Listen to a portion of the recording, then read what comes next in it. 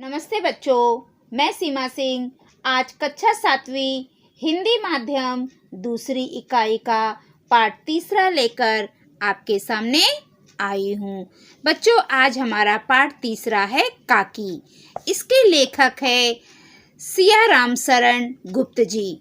तो चलो बच्चों, सबसे पहले हम इन लेखक सियाराम शरण गुप्त जी के बारे में थोड़ी जानकारी प्राप्त कर लेते हैं। जन्म 1895 चिरगांव उत्तर प्रदेश। मृत्यु 1936। रचनाएं मौर्य विजय, बापू, अमृत पुत्र, काव्य कृतियां गोंद, अंतिम, आकांक्षा, नारी, उपन्यास, मानुषी, कहानी संग्रह। परिचय। आपका व्यक्तित्व तथा साहित्यिक रूप गांधीवाद विचारधारा से प्रभावित रहा है। प्रस्तुत मनोवैज्ञानिक कहानी में कथाकार ने अबोध बालक के जीवन की करुण घटना एवं बाल सुलभ कल्पना को साकार किया है। विचार मंथन। स्वामी तिन्ही जगाचा आई बिना भिखारी। विचार मंथन की कृति करवाने के लिए आवश्यक सोपान। विद्यार्थियों में माँ के बारे में चर्चा कराएं। किसी दिन माँ के घर में ना होने पर उसके अनुभव कहलवाएं। माँ की महानता से संबंधित सुवचन बताने के लिए कहें। बच्चों, कभी आप सोचिए, कभी आप घर में गए हो और घर में मम्मी नहीं रही हो, उस समय कहीं बाहर गई हो या कहीं और किसी के यहाँ गई हो, तो आपने क्या अनुभव किया, वो आप मुझे लिखकर बताइए। और माँ विषय पर आपको एक छोटा सा निबंध लिखना है बच्चों। माँ की महानता से संबंधित सुवचन बताने के लिए कहे। माँ की महानता से संबंधित आप सुवचन भी लिखकर मुझे व्हाट्सएप पर भेजिए। ठीक है बच्चों। उस दिन बड़े सवेरे जब श्यामू की नींद खुली, तब उसने क्या देखा बच्चों? श्यामू की जल्दी नींद खुल जाती है। फिर वो क्या देखता है? घर भर में कोहरा मचा हुआ है। पूरे घर में कोहरा मचा हुआ है, शोर मचा हुआ है। उसकी काकी उमा नीचे से ऊपर तक एक कपड़ा ओढ़े हुए कंबल पर भूमि शयन कर रही थी, भूमि पर सोई हुई थी। और घर के सभी लोग उसे घेर कर बड़े करुण स्वर में विलाप कर रहे थे, रो रहे थे। लोग जब उमा को शमशान ले जाने के लिए उठाने लगे, तब श्यामू ने बड़ा उपद्रव मचाया। बच्चों, जब उसकी माँ उमा को, श्यामू की काकी उमा को जब शमशान लेके जाने के लिए उठाने लगी, तब श्यामू ने बहुत उपद्रव मचाया। लोगों के हाथों से छूटकर वह माँ के ऊपर जा गिरा, और वो लोगों के हाथ से छूटकर माँ के ऊपर जा गिरता है। बोला, काकी सो रही है, इसे इस तरह उठाकर कहाँ लिए जा रहे हो? और क्या बोलता है कि काकी तो सो रही है, आप लोग इसे उठाकर कहाँ लिए जा रहे हो? मैं इसे ना ले जाने दूंगा, मैं इन्हें नहीं लेकर जाने दूंगा। वह अपनी माँ को काकी काकी कहा करता था। बच्चों, जो श्यामू था ना, वो अपनी काकी को, अपनी माँ को काकी कहता था। वो श्यामू की माँ थी, लेकिन श्यामू अपनी माँ को काकी करके पुकारता था, काकी कहता था। लोगों ने बड़ी कठिनाई से उसे हटाया। काकी ने अग्नि संस्कार में भी वह ना जा सका। लोग ना, फिर सब लोग क्या करते हैं, उसको बहुत मेहनत करके, बहुत कठिनाई से उसे हटाते हैं, क्योंकि वो अपनी काकी को पकड़ के रखता था कि मैं तो इसे नहीं ले जाने दूंगा। तो सब लोग बड़ी मुश्किल से उसे हटाते हैं, और काकी के अग्नि संस्कार में भी वह ना जा सका, और फिर वो काकी के अग्नि संस्कार में भी नहीं जा पाता है। एक दासी राम राम करके उसे घर पर ही संभाले रही, और एक जो दासी थी वो राम राम करके उसे घर पर ही संभालती रही, उसको देखती रही। यद्यपि बुद्धिमान गुरुजनों ने उसे विश्वास दिलाया कि उसकी काकी उसके मामा के यहाँ गई है। जो उसके घर के लोग हैं, बुद्धिमान गुरुजन लोग हैं, उन्होंने उसे क्या विश्वास दिलाया श्यामू को, कि जो उसकी काकी है वो उसके मामा के यहाँ गई है। परंतु असत्य के वातावरण में सत्य बहुत समय तक छिपा न रह सका। लेकिन बच्चों, जो गलत चीज है, परंतु जो असत्य बात है, जो गलत बात है, वो बहुत दिनों तक उसे हम नहीं छुपा सकते हैं। उसी प्रकार असत्य के वातावरण में सत्य बहुत समय तक छिपा ना रह सका।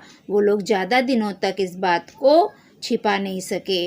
आसपास के अबोध बालकों के मुंह से ही वह प्रकट हो गया, और जो उसके आजू बाजू में जो अबोध बालक रहते थे, उनके मुंह से ही एक दिन निकल जाता है।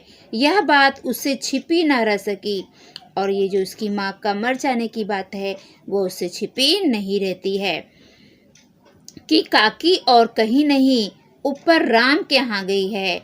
और उसे उसके बाजू में रहने वाले अबोध बालकों के द्वारा पता चल जाता है कि काकी कहीं नहीं गई है, वो तो ऊपर राम के यहाँ गई हुई है। काकी और कहीं नहीं, वो ऊपर जो राम है उनके यहाँ गई हुई है। काकी के लिए कई दिन लगातार रोते रोते उसका रुदन तो धीरे धीरे शांत हो गया। काकी के लिए वो बहुत दिन तक रोता, और धीरे धीरे फिर कुछ समय के बाद वो शांत हो जाता है। शोक शांत ना हो सका, परंतु उसका जो शोक है वो शांत ना हो सका। वर्षा के अनंतर 1-2 दिन में ही पृथ्वी के ऊपर का पानी अगोचर हो जाता है, परंतु भीतर उसकी आर्द्रता जैसे बहुत दिनों तक बनी रहती है। वैसे ही अंतःस्थल में शोक जाकर बस गया था। वह प्रया अकेला बैठा बैठा शून्य मन से आकाश की ओर ताकता रहता था। बच्चों, वो हमेशा ऐसे अकेले बैठकर आकाश की तरफ देखते रहता था। एक दिन उसने ऊपर एक पतंग उड़ती देखी। एक दिन वो क्या देखता है कि ऊपर एक पतंग उड़ रही है। ना जाने क्या सोचकर उसका हृदय एकदम खिल उठा, और पता नहीं वो क्या सोचता है, और उसका मन एकदम खुश हो जाता है। पिता के पास आकर बोला, काका मुझे एक पतंग मंगा दो, अभी मंगा दो। एक दिन वो ऊपर आकाश में देख रहा था, तो उसे एक पतंग दिखाई देती है उड़ती हुई। पता नहीं वो क्या सोचता है छोटा सा बच्चा श्यामू, और उसका मन एकदम खुश हो जाता है, खिल जाता है, प्रसन्न हो जाता है। और वो अपने पापा के पास आता है, और अपने पापा से कहता है, अपने पिताजी मतलब पापा, अपने पिताजी के पास जाता है और पिताजी को बोलता है, काका मुझे एक पतंग मंगा दो, अभी मंगा दो। बोलता है, काका आप मुझे एक पतंग मंगा दो और अभी मंगा दो। बच्चों, जो श्यामू बच्चा है ना, वो अपनी मम्मी को काकी बोलता था और अपने पापा को काका बोलता था। तो अपने पापा के पास आता है और बोलता है, काका मुझे एक पतंग मंगा दो और अभी मंगा दो। अपने काका को बोलता है, काका मुझे एक पतंग ला दो और अभी ला दो ना। पत्नी की मृत्यु के बाद से विश्वेश्वर बहुत अनमने से रहते थे। अच्छा मंगा दूंगा। उनकी पत्नी की मृत्यु हो गई थी, तो उसके बाद विश्वेश्वर बहुत उदास रहा करते थे। वो अपने बेटे को बोलते हैं, अच्छा मंगा दूंगा, कहकर वे उदास भाव से और कहीं चले गए।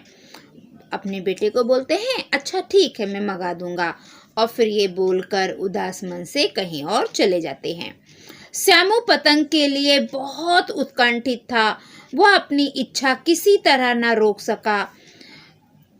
एक जगह खूंटी पर विश्वेश्वर को कोट टांगा था। एक जगह जो श्यामू था वो अपनी इच्छा को रोक ना सका। एक जगह खूंटी पर विश्वेश्वर का कोट टंगा हुआ था। खूंटी मतलब बच्चे गांव में ना ऐसे एक लकड़ी रहती है, उस खूंटी की तरह वो दीवार में गाड़ी रहती है, उसे खूंटी बोलते हैं, उसमें लोग कपड़े टांगते हैं। एक जगह खूंटी पर विश्वेश्वर का कोट टंगा था, तो वो क्या देखता है श्यामू कि उसके पापा का कोट एक खूंटी पर टंगा हुआ है। श्यामू ने इधर उधर देखकर उसके पास एक स्टूल सरका कर रखा और ऊपर चढ़कर कोट की जेबें टटोली। वो श्यामू क्या देखता है कि एक खूंटी पर उसके पापा का कोट टंगा हुआ है, विश्वेश्वर का कोट टंगा हुआ है। ये विश्वेश्वर कौन है? श्यामू के पापा हैं। श्यामू ने इधर उधर देखा तो उसको एक स्टूल दिखाई दिया, तो वो स्टूल को सटा कर रखता है और ऊपर चढ़कर कोट की जेब टटोली। टटोली मतलब चेक करना। वो कोट की जेब को चेक करता है। एक चवन्नी पाकर वह तुरंत वहां से भाग गया। वो अपने पिताजी के कोट की जेब चेक करता है तो उसमें से उसे एक चवन्नी मिलती है, तो वह चवन्नी लेकर वहां से भाग जाता है। सुखिया का लड़का भोला श्यामू का समवयस्क साथी था। जो सुखिया का बेटा था, लड़का था भोला, वो क्या था? श्यामू का साथी था। एक उम्र के थे दोनों। श्यामू ने उसे चवन्नी देकर कहा, अपने जीजी से कहकर चुपचाप एक पतंग और डोर मंगवा दो। तो श्यामू अपने दोस्त के पास जाता है, उसको चवन्नी देता है।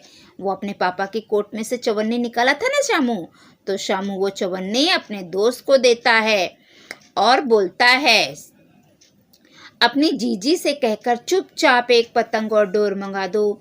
और वो अपने दोस्त से बोलता है कि अपनी जीजी मतलब दीदी से कहकर चुपचाप एक पतंग और डोर मंगवा दो। देखो, खूब अकेले में लाना, कोई जान ना पाए। और बोलता है कि ये चुपचाप लेकर आना, किसी को पता ना चले। पतंग आई। एक अंधेरे घर में उसने डोर बांधी जाने लगी। फिर पतंग आती है तो एक अंधेरे रूम में जाता है और उसमें बैठकर वो डोर बांधने लगा। पतंग में डोर बांधनी पड़ती है ना बच्चों, तो वो डोर बांधने के लिए वह एक अंधेरे घर में जाकर वो डोर बांधता है। श्यामू ने धीरे से कहा, भोला किसी से ना कहो तो एक बात कहूँ। फिर श्यामू ना धीरे से अपने दोस्त को बोलता है, भोला किसी से मैं जो एक बात बोल रहा हूँ वो तुम किसी से मत बोलो, किसी से ना कहो तो एक बात कहूँ। तो श्यामू धीरे से अपने दोस्त को बोलता है, भोला किसी से तुम ये बात तो नहीं कहोगे? तो मैं एक बात बताऊं तुम्हें, एक बात कहूँ मैं? भोला ने सिर हिलाकर कहा, नहीं, किसी से ना कहूँगा। जो भोला था वो भी सिर हिलाकर बोलता है, नहीं, मैं किसी से भी नहीं कहूँगा, किसी को भी नहीं बताऊँगा। श्यामू ने रहस्य खोला कहा।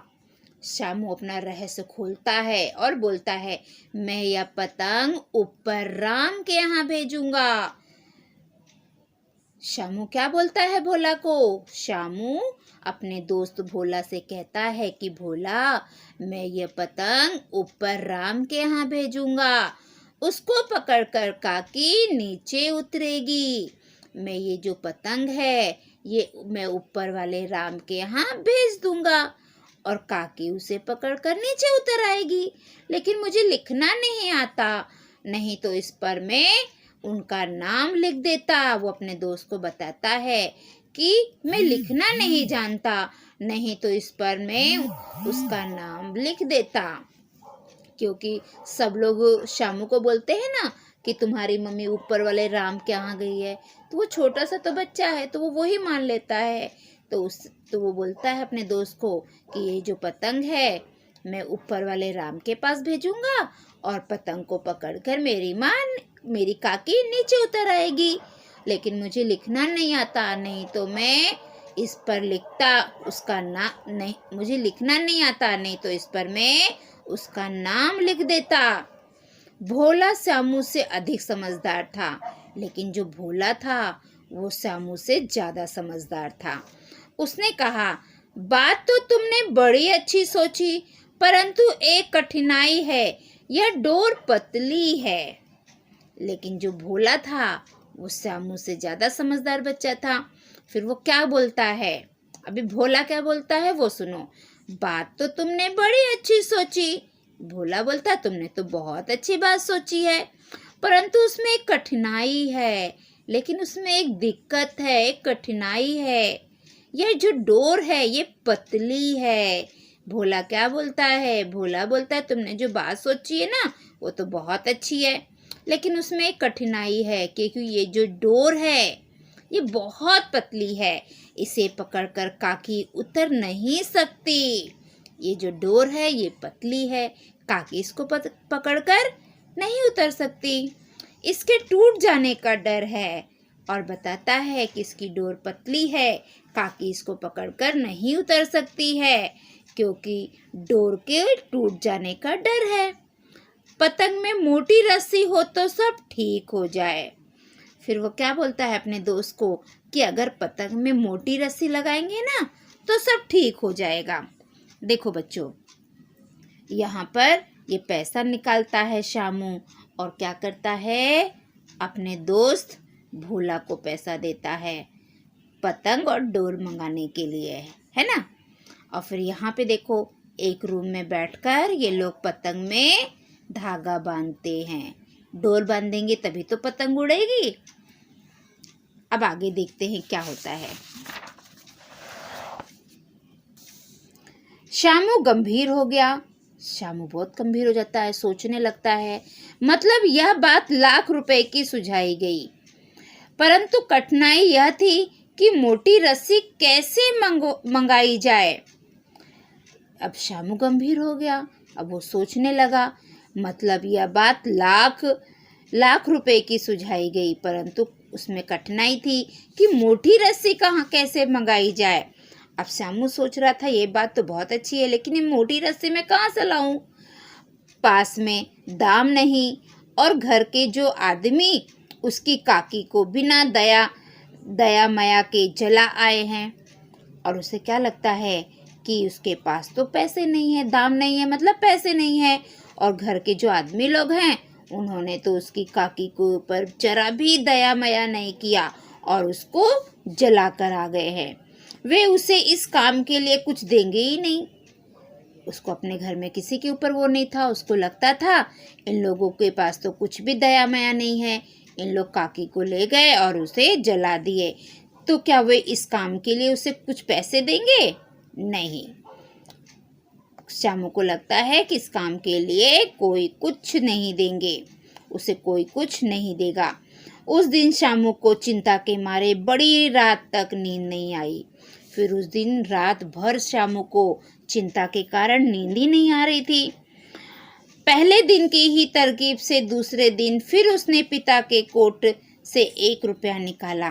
जैसे उसने पहली बार अपने पापा के कोट से एक वो चवन्नी निकालता है ना, ठीक उसी प्रकार दूसरे दिन फिर उसने अपने पिता के कोट में से 1 रुपया निकाला। पहले चवन्नी निकाली थी, बाद में दूसरी बार 1 रुपया निकालता है।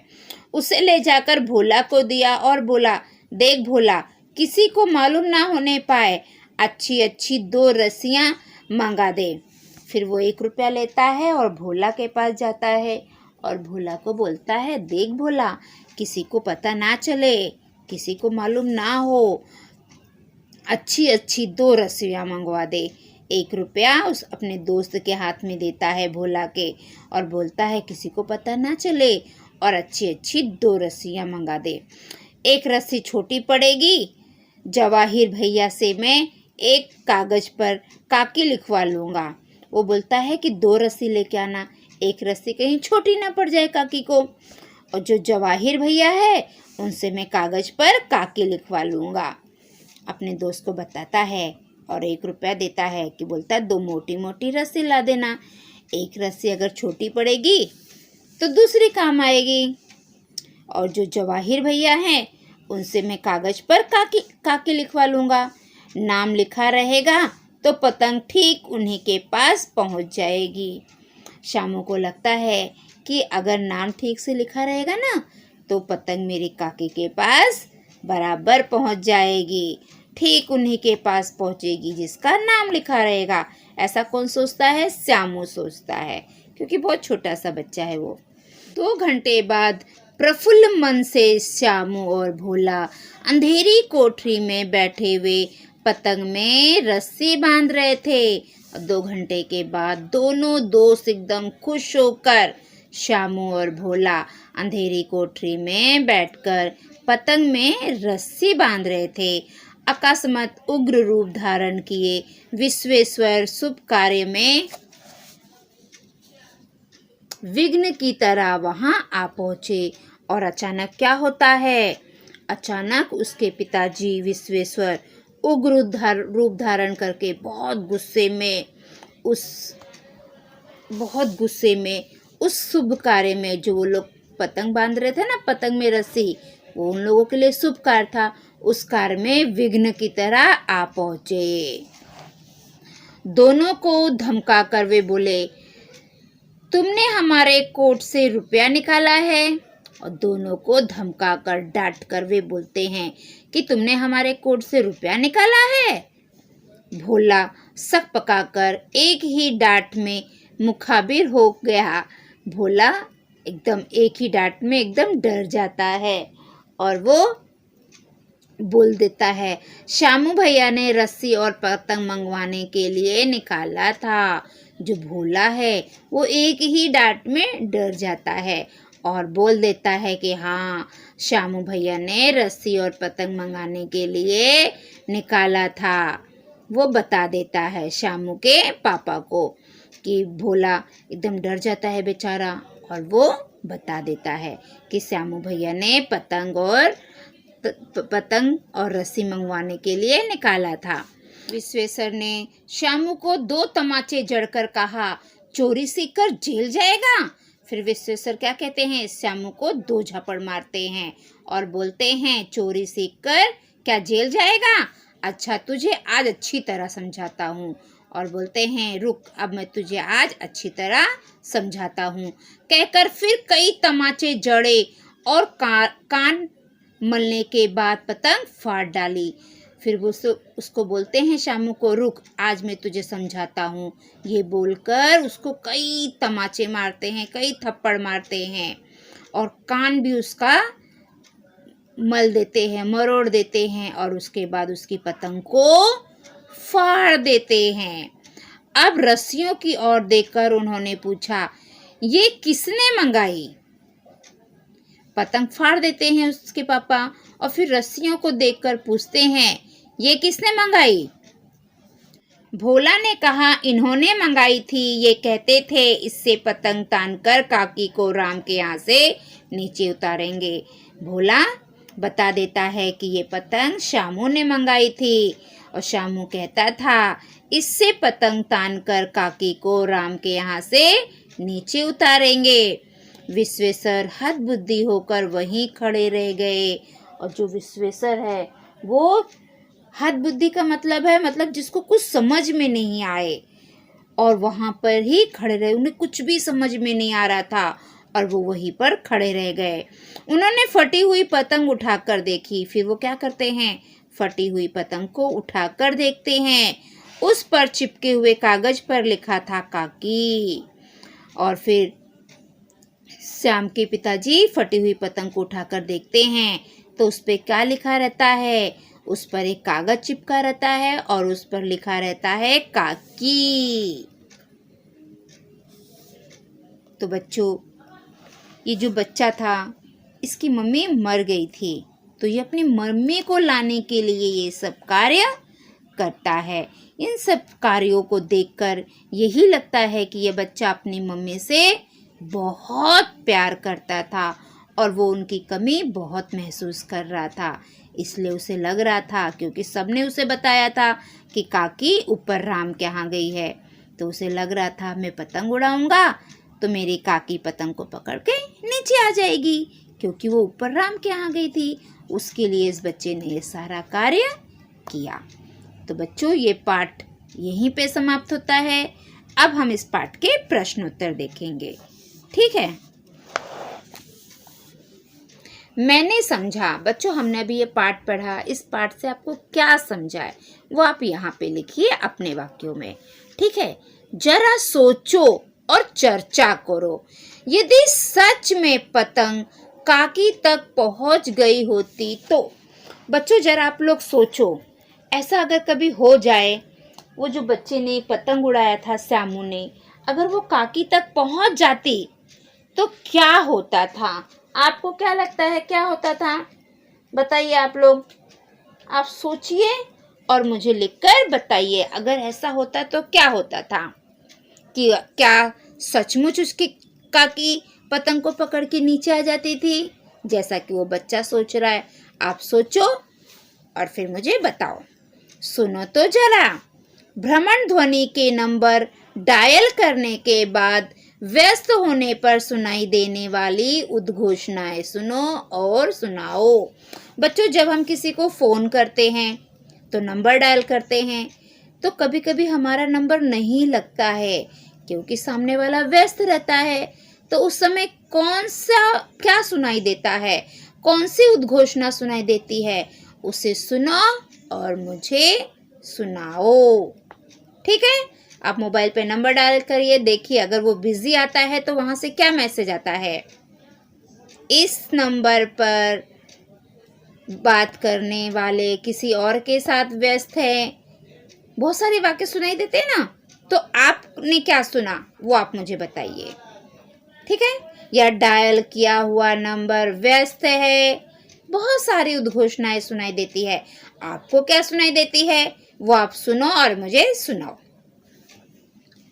खोजबीन। भारत में मनाए जाने वाले किन्हीं 2 त्योहारों की जानकारी प्राप्त करो।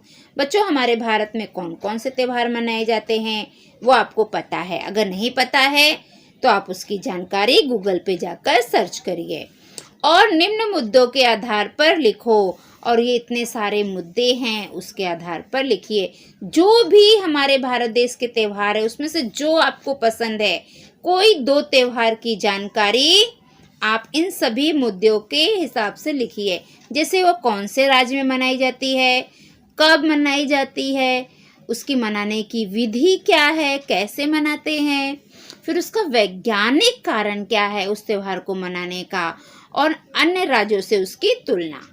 ठीक है, ऐसे 2 त्योहार आप लिखो और मुझे बताओ।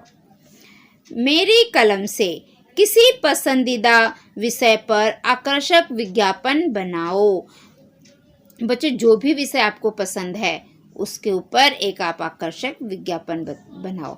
संदेश, उसमें क्या संदेश देना है, उसका विषय क्या है, उसमें क्या सामग्री लगेगी। ठीक है। अध्ययन कौशल्य। डेंगू मलेरिया संबंधी टेलीफिल्म देखो और इनसे बचने के लिए आवश्यक सावधानियां लिखो। बच्चों, डेंगू और मलेरिया क्यों होता है आपको पता है? मच्छर काटने के कारण। तो इनसे बचने के लिए हमें कौन कौन सी सावधानियां करनी चाहिए वो आप मुझे बताइए। अगर आपको नहीं पता है आप गूगल पे जाइए, सर्च करिए। मलेरिया डेंगू और मलेरिया से बचना है तो आपकी कोशिश ये होनी चाहिए कि आपके घर में मच्छर ना हो। उसके लिए पानी जमा करके एक जगह पे मत रखो, घर में गंदगी मत रहने दो। इसकी बहुत सारी सावधानियां हैं। आप गूगल पे जाइए, सर्च करिए और लिखिए। ठीक है। सदैव ध्यान में रखो, ये बात बच्चों हमेशा ध्यान में रखना चाहिए। माँ वात्सल्य का सागर होती है। जो माँ है वो प्यार का सागर होती है। कभी माँ का प्यार अपने बच्चों के लिए कम नहीं होता है। और ऐसा भी नहीं है कि माँ का प्यार हर बच्चों के लिए अलग अलग हो। माँ अपने सभी बच्चों को एक समान ही प्यार करती है, क्योंकि वो तो प्यार की सागर होती है। उसके पास तो बहुत सारा प्यार रहता है। कहानी के इन पात्रों का आपस में रिश्ता लिखो। बच्चों, कहानी की ये जो पात्र हैं इनका आपस में क्या रिश्ता है हमें वो लिखना है। ठीक है। जवाहर और शामू, ये दोनों तो भाई भाई हैं बच्चों। विश्वेश्वर और उमा, ये पति पत्नी है। शामू और उमा, शामू क्या है? उमा का पुत्र है। और ये उमा कौन है? माँ है। शामू की माँ है। तो इन दोनों का रिश्ता हुआ पुत्र और माँ, बेटा और माँ। विश्वेश्वर और शामू, ये पिता और पुत्र हैं। ये पिता है, ये इनका बेटा है। श्याम और भोला, ये दोनों एक दूसरे के मित्र हैं, दोस्त हैं। सुखिया और भोला, सुखिया माँ है और भोला उसका बेटा है, पुत्र है। पुत्र मतलब बेटा। ठीक है।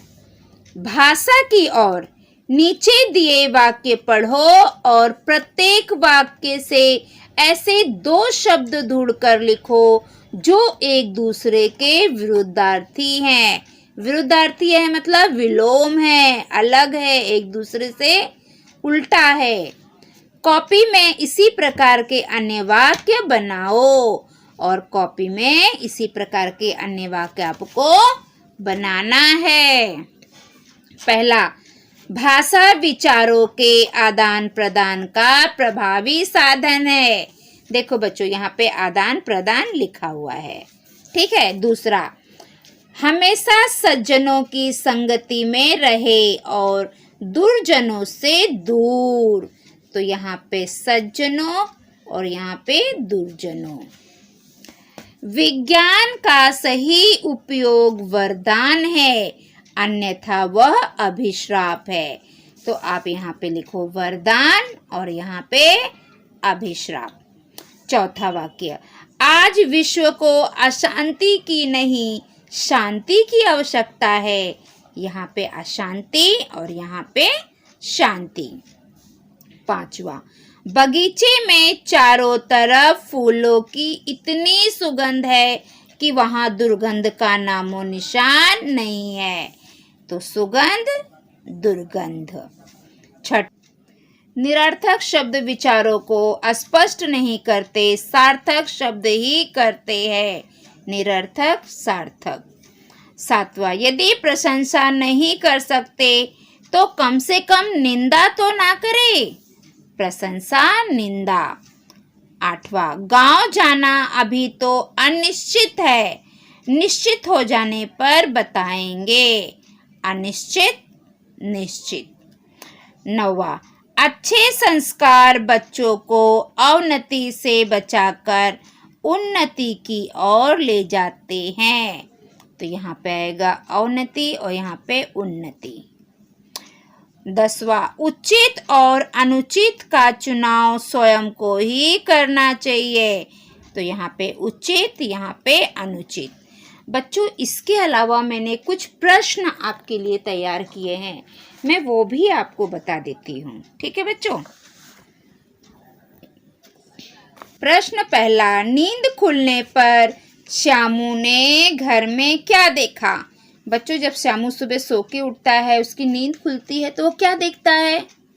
उत्तर, नींद खुलने पर श्यामू ने घर में कोहराम मचा देखा। प्रश्न दूसरा, श्यामू को घर में किसने संभाला। उत्तर, श्यामू को घर में एक दासी ने संभाला। प्रश्न तीसरा, श्यामू अपनी माँ को क्या कहकर पुकारता था। उत्तर, श्यामू अपनी माँ को काकी कहकर पुकारता था। जो श्यामू बच्चा था ना, वो अपनी माँ को काकी बोलता था और अपने पापा को काका। प्रश्न चौथा, भोला किसका लड़का था। उत्तर, भोला एक दासी सुखिया का लड़का था। प्रश्न 5, बुद्धिमान गुरुजनों ने श्यामू को क्या समझाया। इसका उत्तर, बुद्धिमान गुरुजनों ने श्यामू को समझाया कि उसकी काकी उसके मामा के यहाँ गई है। प्रश्न छठा, पतंग खरीदने के लिए श्यामू ने पैसे कहाँ से लिए। उत्तर, पतंग खरीदने के लिए श्यामू ने अपने पिता विश्वेश्वर की जेब से पैसे लिए। ठीक है बच्चों, तो ये हमारा प्रश्नोत्तर यहाँ पे समाप्त होता है। तो बच्चों, आज की पाठशाला हमारी यहीं पे समाप्त हो गई। आपको मेरी पाठशाला कैसी लगती है बच्चों, आप मुझे कमेंट करके बताइए। मैं आपको जो पढ़ा रही हूँ वो आपको समझ में आ रहा है कि नहीं। अगर आपको मेरी पाठशाला अच्छी लगती है तो मेरे पाठशाला को लाइक करें, सब्सक्राइब करिए, कमेंट करिए और अपने दोस्तों में ज़्यादा से ज़्यादा शेयर करिए। ताकि मेरी पाठशाला का लाभ सभी बच्चे ले सके। और अगर आप मेरी पाठशाला देखते हैं और आपने सब्सक्राइब नहीं किया है तो सबसे पहले आप मेरे पाठशाला को सब्सक्राइब कर लीजिए और जो घंटे का चित्र है उसे ऑन कर दीजिए ताकि मैं जो भी पाठशाला डालूं वो आपको मिले और आप अपनी पढ़ाई कर सको।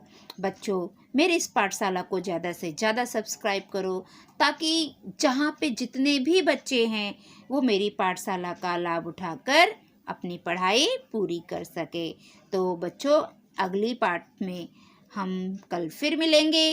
तब तक के लिए बाय बाय बच्चों।